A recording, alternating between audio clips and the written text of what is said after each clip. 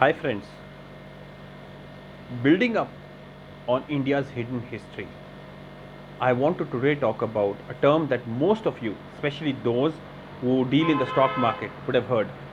Samvat. I think we're in Samvat 2076. Let me tell you how that is related to India's history and the cover up by pseudo intellectuals. But before I do so, if you are interested in history, check out other blogs of my hidden history and my history series playlist. Now, what is Samvat? The Samvat is the Hindu calendar which started in 57 BC. It is what makes Diwali the first beginning of the year. I always used to wonder why the Hindu calendar goes around some 50 or 67 odd years earlier. Today is somewhat 2076.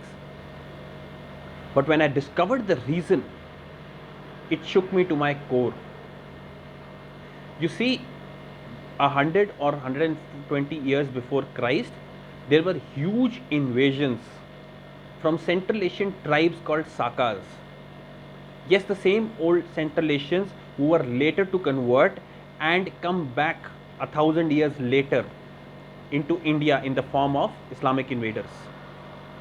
Now, these Sakas dominated huge parts of India at a given point of time till, as Indian writers' history says it, though Western historians keep pinpointing at flaws, but legend and lore and enough of Indian textbooks have talked about it.